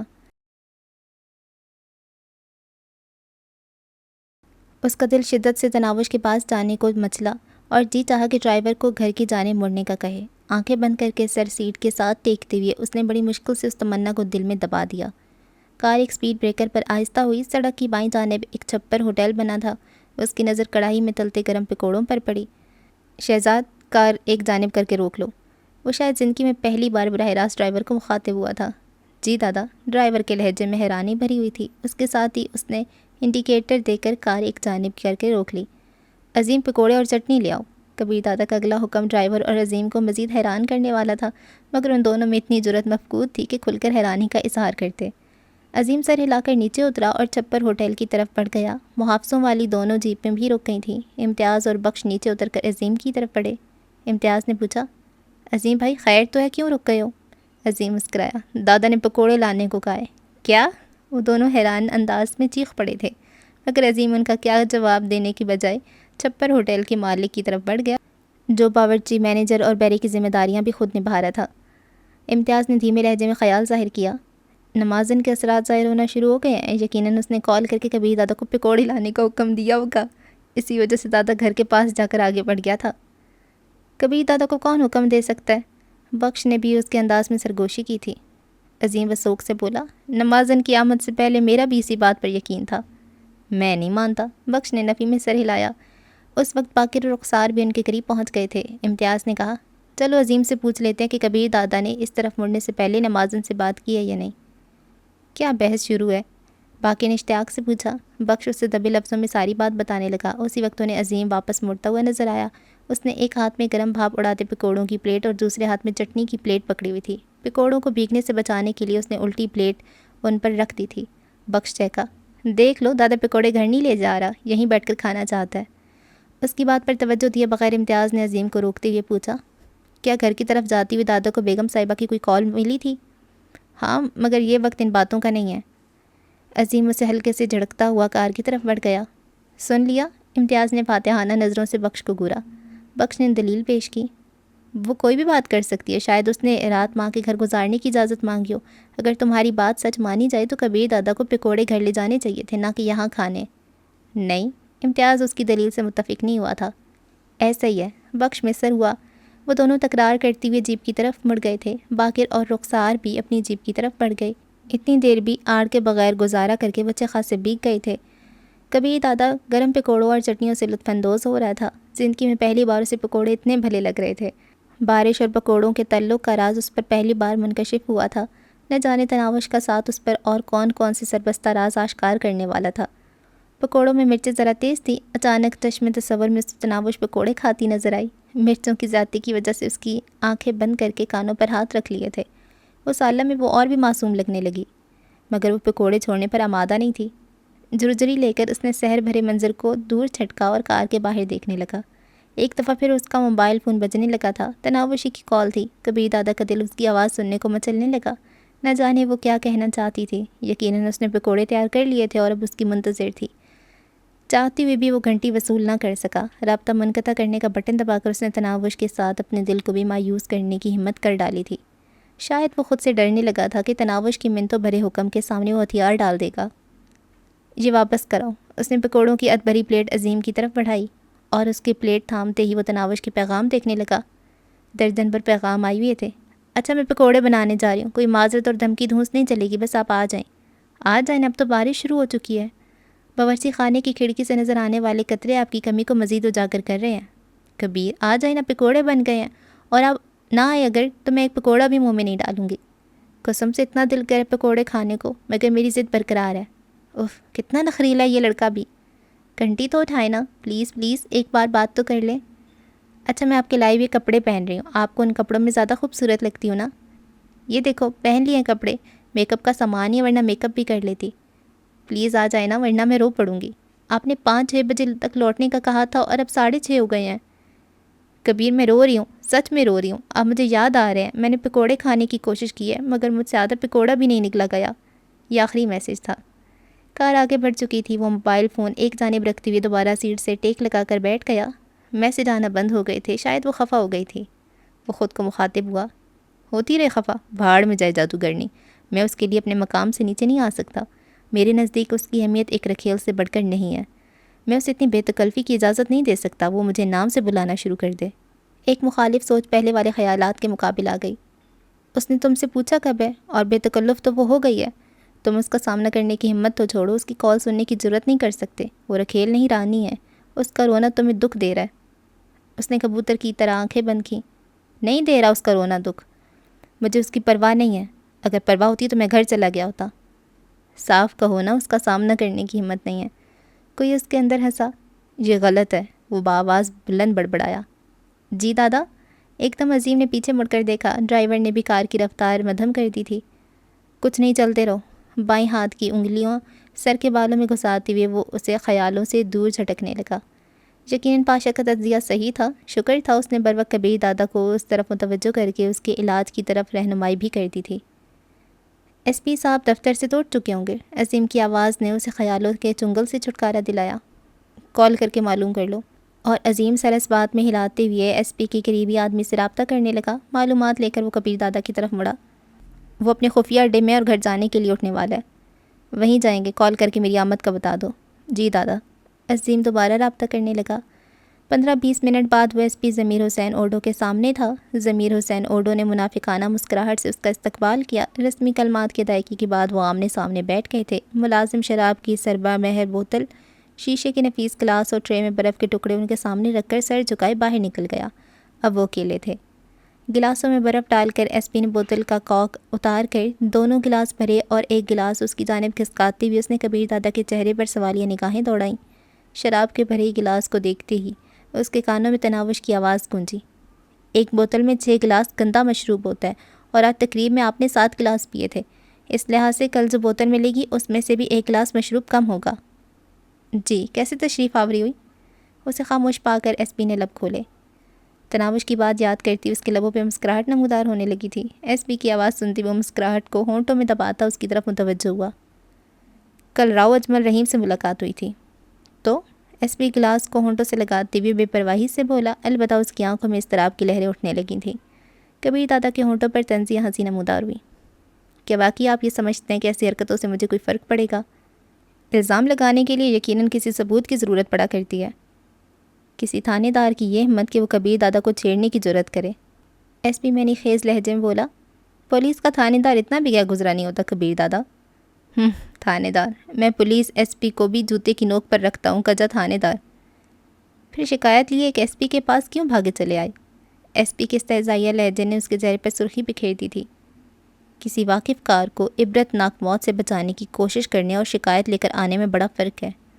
کبیر دادا کے زہریلے لہجے نے ایس پی ضمیر حسین کے دل کی دھڑکن تیز کر دی تھی، مگر جب وہ بولا تو دل میں اٹھنے والا خوف اس کے لہجے میں شامل نہیں تھا۔ خیال رہے میں ایک گینگ کا سربراہ ہونے کے ساتھ ایس پی بھی ہوں۔ ہاں، مگر مجھے ڈر ایماندار پولیس والوں سے لگتا ہے۔ کیا میں بے ایمان ہوں؟ ضمیر حسین تب گیا تھا۔ میرے نہیں کہنے سے فرق پڑتا تو میں جھوٹ بولنے کی کوشش ضرور کرتا۔ وہ گلاس خالی کر کے دوبارہ بھرنے لگا۔ کبیر دادا آپ میری توہین کر رہے ہیں۔ ایس پی کے لہجے میں غصہ بڑھنے لگا تھا۔ یہ سوچنا کہ اخلاق حسین، نوشاد افریدی اور آپ کی گٹھ جوڑ سے میں ناواقف ہوں تو بہت بڑی بھول ہے۔ آپ بس مجھے اس کام پر مجبور کریں کہ جس سے روکنا آپ لوگوں کے بس سے باہر ہو جائے گا۔ ایس پی بغیر لگی لپٹی بولا۔ اکیلے تمام کا مقابلہ کر لو گے؟ آزما لو۔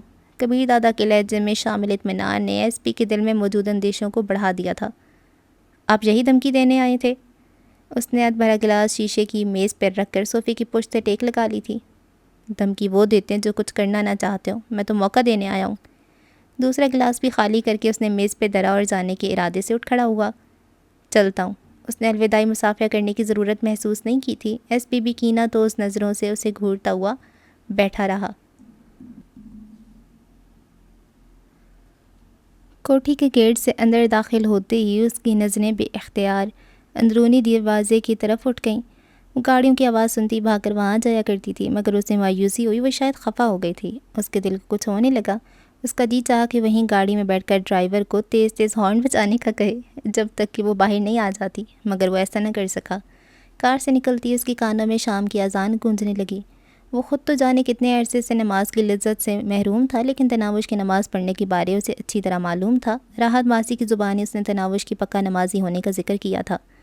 شاید وضو کر رہی ہوگی یا مصلے پر چڑھی ہوگی، جانے وہ کیوں خود کو تسلیاں دے رہا تھا۔ عجیب متضاد کیفیات میں گر گیا تھا۔ ایک طرف اسے جان چھڑانے اور دور جانے کی دگودو میں تھا، اور دوسری جانب اس کی خفگی اور ناراضگی سے پریشان۔ ڈرائنگ روم عبور کر کے وہ خوابگاہ کے دروازے پہ رکا اور پھر پٹ کو دھکیلتا وہ اندر داخل ہو گیا۔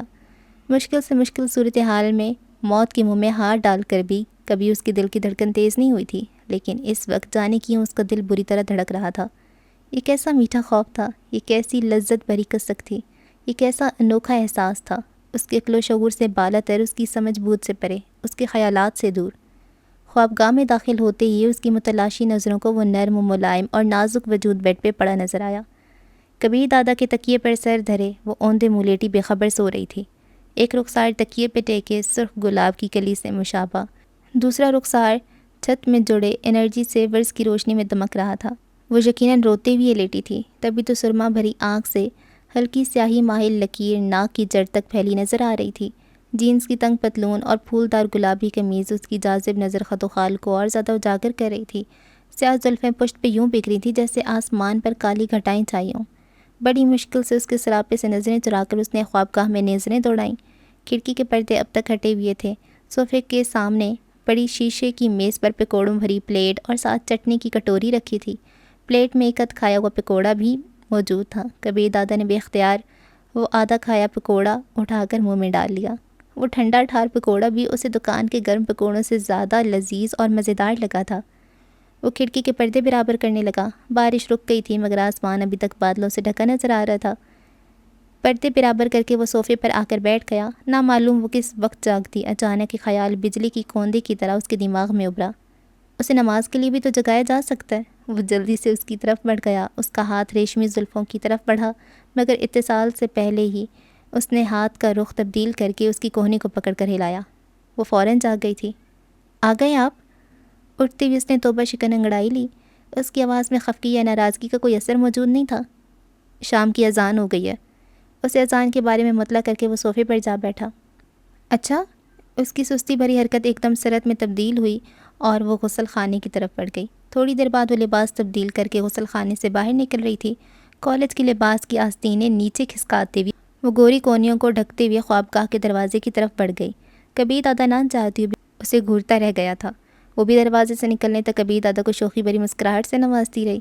اس کی واپسی تک وہ اپنی جگہ سے نہیں ہلا تھا۔ اس کے دماغ میں نگی کی آمد کے بعد تناوش کے رد عمل کی سوچیں سرگرداں تھیں۔ وہ اندازہ نہیں لگا پا رہا تھا کہ تناوش کا رویہ کیا ہونا تھا۔ کیا وہ گھر چلی جائے گی؟ بظاہر اس کا اور پاشا کا مطمئن نظر پورا کرنے والی اس سوچ نے جانے کیوں اس کے دل کو اضطراب سے بھر دیا تھا۔ وہ خود کلامی کے انداز میں بڑبڑایا، بہتر ہوگا کہ چلی جائے۔ میں پاشا کو کہہ دوں گا کہ اسے حفاظت سے کسی خفیہ مقام پہ منتقل کر دے۔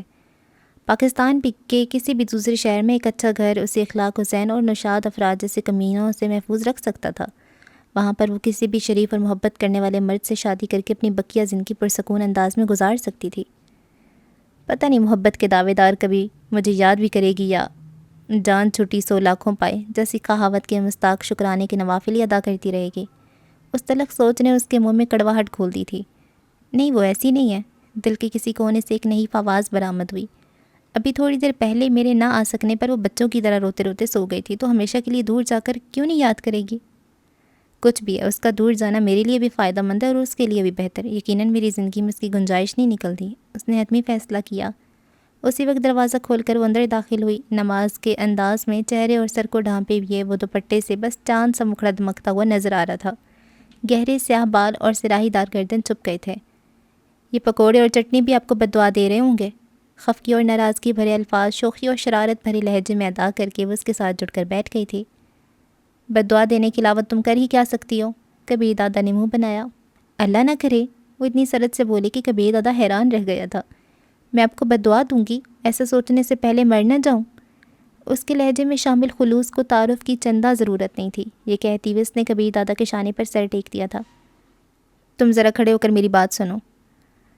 کبیر دادا نے نکی کی آمد کے لیے میدان ہموار کرنا چاہا۔ اس کے لہجے میں کوئی ایسی بات ضرور تھی کہ وہ متوش ہو کر اس سے دور ہٹی اور اس کی آنکھوں میں جھانکنے لگی۔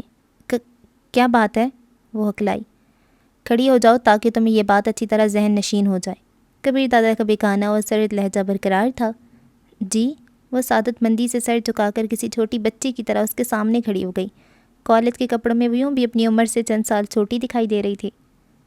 بار بار سمجھانے کے باوجود تمہیں میری بات سمجھ میں کیوں نہیں آ رہی؟ آخر کیا مسئلہ ہے تمہارے ساتھ؟ میرے نرم رویے اور نظر انداز کرنے کی عادت کا تم غلط مطلب لے رہی ہو۔ تمہیں میرے مقام، شخصیت اور کردار کا بھی کوئی احساس ہے یا مجھے اسکول کا لڑکا سمجھ رکھا ہے؟ رومانس بھرے پیغامات، بار بار گھنٹیاں کرنا، پکوڑے، بارش اور دوسری بکواسات، یہ سب کیا ہے؟ اور میرا نام تم کس خوشی میں لے رہی تھی؟ دنیا مجھے کبیر دادا اور کبیر علی خان صاحب کہہ کر مخاطب کرتی ہے۔ تم یوں کبیر کہہ رہی تھی جیسے میں تمہارا ملازم ہوں۔ کیا لگتا ہے تم دنیا میں اکیلی خوبصورت لڑکی ہو اور تم جیسی لڑکی میری زندگی میں پہلے کوئی نہیں آئی؟ تم جنت کی حور ہو یا کوئی کاف کی اپسرا ہو؟ یہ واہیات اور بھونڈے چونچلے مجھے خوف میں مبتلا کر دیتے ہیں۔ خبردار، جو آئندہ اس قسم کا کوئی پیغام بھیجا، یہ رومانس وغیرہ کا بھوت خود پہ سوار کیا۔ اگر یہاں رہنا ہے تو اسی طرح رہنا ہوگا جس کا وعدہ کر کے تم یہاں آئی تھی۔ یاد ہے تم نے بڑے عزم سے کہا تھا کہ ایک رکھیل کی طرح رہو گی، بس نکاح پڑھا لوں۔ اب نکاح پڑھا لیا ہے تو پرپرزے نکالنے شروع کر دیے ہیں۔ طلاق کا لفظ منہ سے نکالنا اتنا بھی مشکل نہیں ہے، اور نہ میں کوئی مولوی یا تبلیغی جماعت کا نمائندہ ہوں کہ گناہ ثواب کے ڈر کو خود پہ مسلط رکھوں۔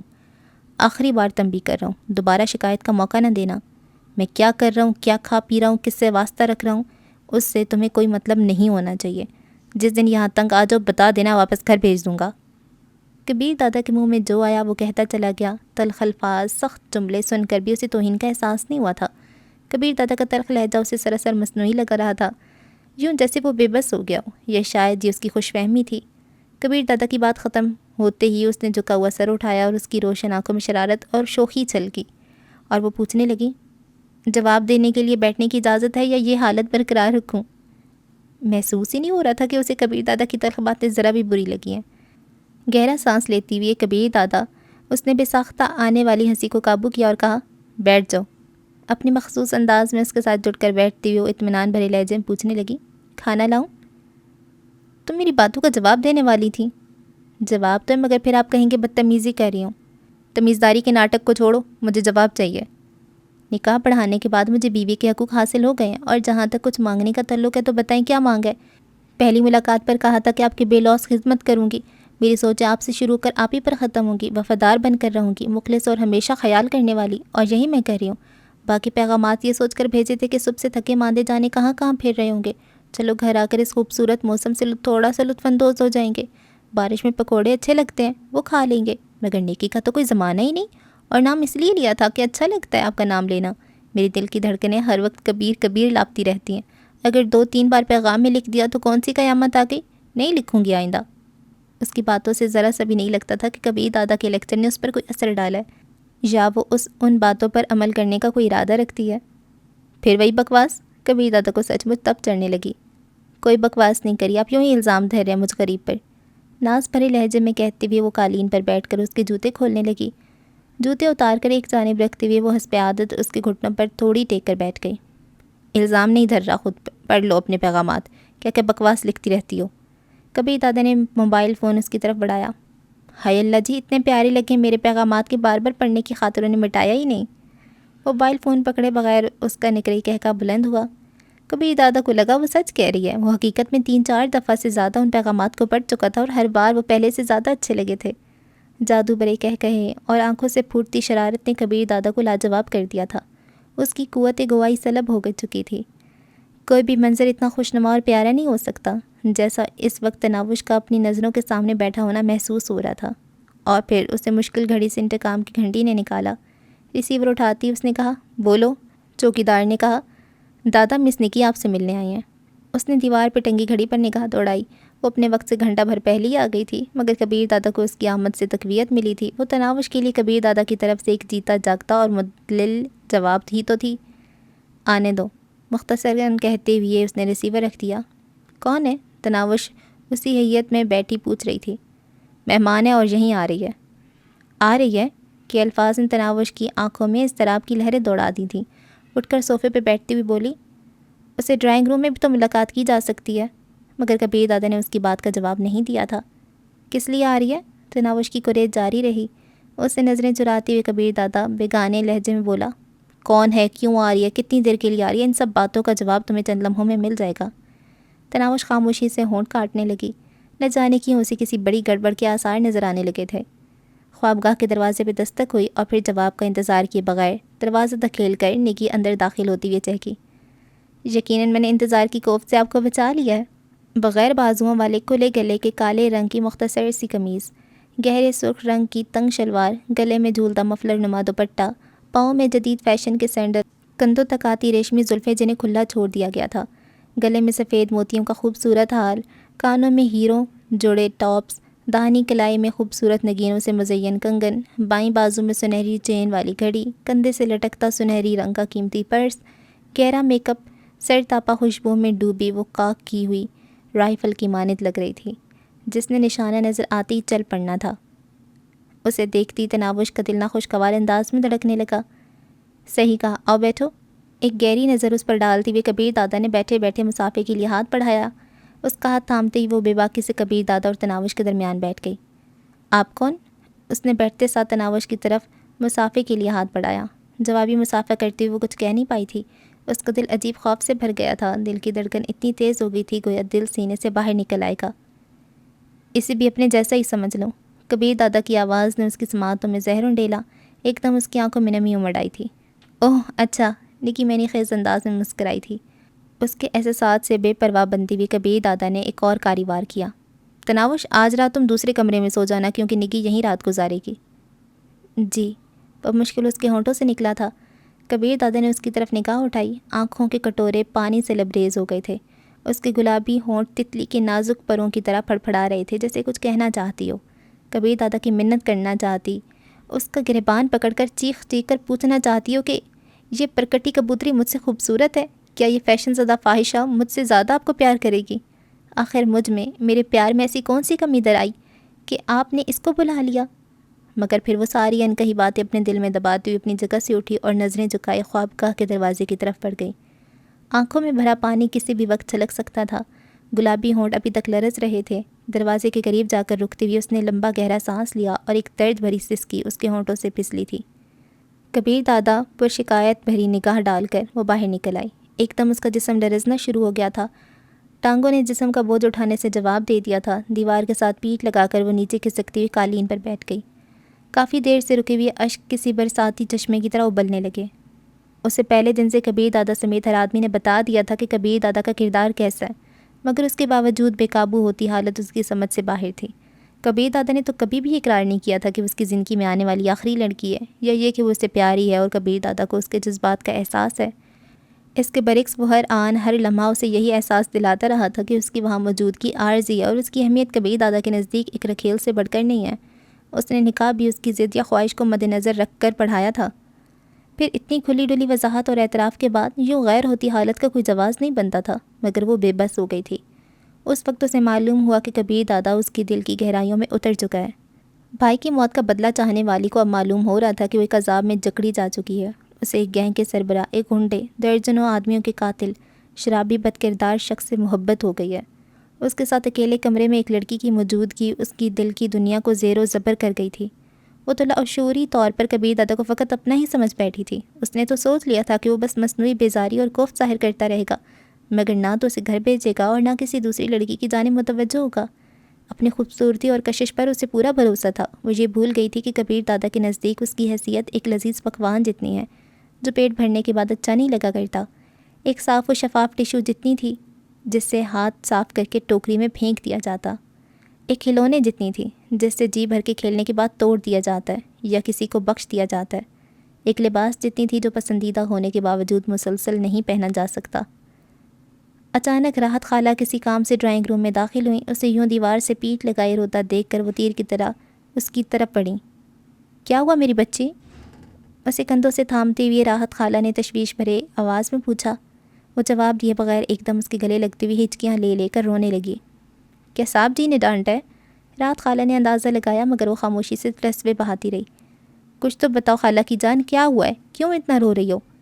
راحت خالہ گلو گیر ہونے لگی تھیں۔ خالہ ٹھیک کہتی تھیں، میں وقت گزاری کے لیے لایا جانے والا ایک کھلونا ہی تو تھی، ان کی عیاشی کا وقتی سامان اور بس۔ اچھا اٹھو یہاں سے، کسی ملازم نے دیکھ لیا تو جانے کیا سوچے گا۔ وہ اسے سہارا دے کر ساتھ والے کمرے میں لے گئی۔ بیڈ پہ بٹھاتی ہوئی اس نے فکر مندی سے پوچھا، اب بتاؤ اصل بات۔ وہ اپنے کمرے ایک دوسری لڑکی کے ساتھ موجود ہیں اور مجھے یہ کہہ کر انہوں نے باہر بھیج دی کہ آج رات وہ اس کے ساتھ گزاریں گے، میں دوسرے کمرے میں سو جاؤں۔ راحت خالہ نے اس کے آنسو پونچھتے ہوئے کہا، آپ کو گھر سے نکل جانے کو تو نہیں کہا نا؟ نہیں۔ کیا صاحب جی آپ کو بہت پیارے ہیں، محبت کرنے لگی ہو ان سے؟ راحت خالہ نے اگلا سوال پوچھا۔ پتہ نہیں، ایک سسکی اس کے ہونٹوں سے برآمد ہوئی، لیکن ان کے نزدیک ایک دوسری لڑکی برداشت نہیں ہو رہی۔ اچھا روتے نہیں، یقیناً ان کی نظروں میں آپ کی اتنی اہمیت تو ہے نا کہ آپ کو گھر نہیں بھیج رہے۔ باقی ایسی فحاشائیں کتنی آئیں اور کتنی چلی گئیں، آپ تو بس صاحب جی کی بے لوث خدمت کرتی رہیں۔ ایک دن آئے گا کہ وہ ان لڑکیوں کو ہمیشہ ہمیشہ کے لیے خیر آباد کہہ دیں گے۔ جان بوجھ کر تو نہیں رو رہی؟ اس نے زوردار انداز میں ناک سے سانس اندر کھینچا۔ اچھا میں آپ کے لیے کھانا بناتی ہوں، پھر نیند کی گولی کھا کر لیٹ جانا۔ بھوک نہیں ہے، اس نے منہ بسورا۔ پھر بھی 2-3 حوالے لے لو۔ وہ اس کے ماتھے پر بوسہ دے کر باہر نکل گئی۔ ایک دفعہ پھر اس کی آنکھیں بہنے لگی تھیں۔